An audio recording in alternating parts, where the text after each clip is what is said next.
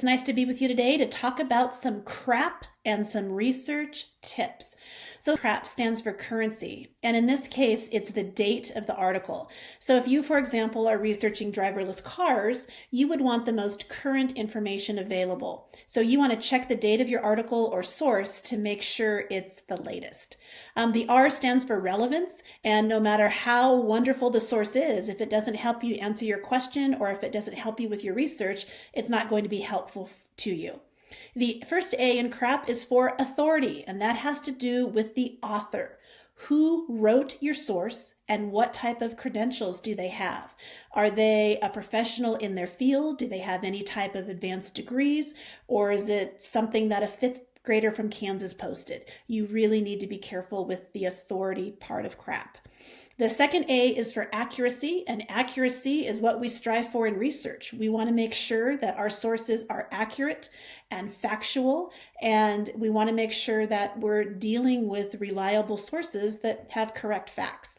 The P is for purpose. Many different purposes for writing. Is it satire? Is it to inform? Is it to persuade? And for your sources, for this particular project, you want sources that inform. So that's a little review of CRAP, and now we're going to dive into OSLIS. So now we need to go to OSLIS, and we are going to the deep web, and deep web items often require a password. So if you are prompted for a password, the username is bendpine, all lowercase, all one word, and the password is OSLIS. So on your iPad or computer, if you want to go to this particular screen that I have up now, you're going to type in secondary.oslis.org, and it will take you to this screen. Once you're there, we want to, of course, find information. So you're going to tap or click on Power Search.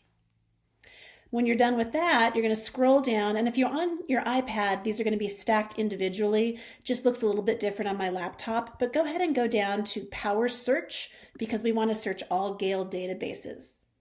Once that loads, you'll see that all the databases on the left are selected. Just leave it.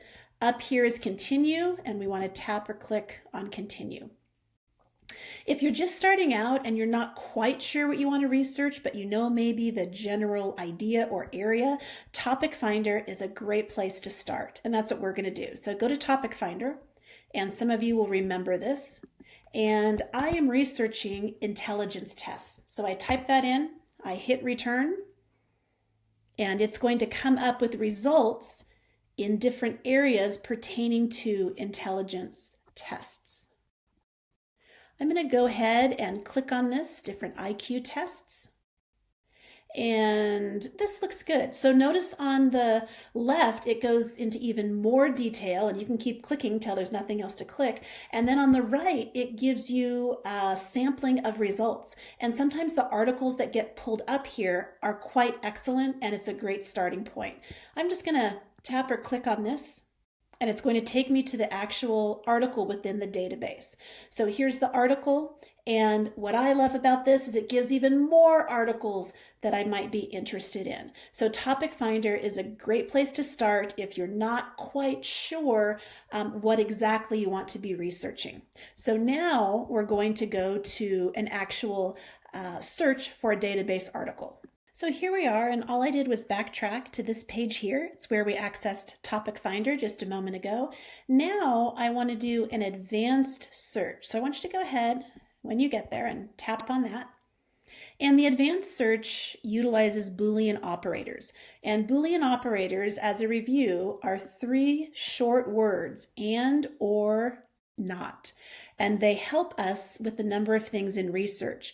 If I use the Boolean operator and, I'm going to limit my search results. So for example, if I search for Oregon and universities, I'm just going to get results about Oregon universities. If I use the Boolean operator or and type in Oregon or universities, I'm going to get a plethora of articles pertaining to Oregon and many, many articles related to universities. If I type in universities not Oregon. It's going to limit my results to articles about universities that are not in Oregon.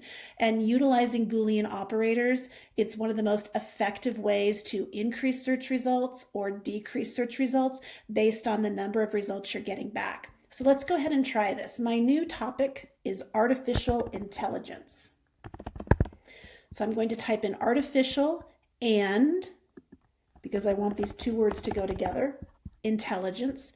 But what I don't want is I'm not interested in artificial intelligence in terms of driverless cars. So I'm just going to say not cars. I don't want any results returned about cars, but I want to add another row, and you can add as many rows as you'd like. I want my results to be from the United States. And then I simply tap on search. So there's a lot going on here.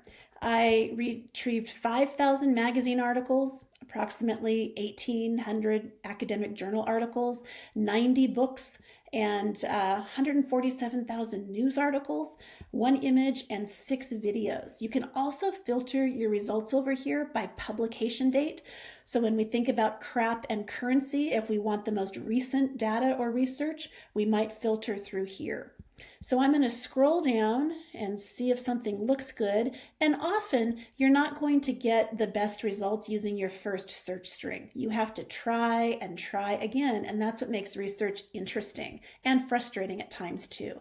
This article looks good using artificial intelligence to save coral reefs. So I'm going to tap on that. And I can see that this article is from Business World. I can see that it's 651 words. If I think it might be interesting and useful, I can go ahead and really quickly save it to Google Drive. I can listen to it if I so chose, but I'm going to read it. I'm going to scroll down here.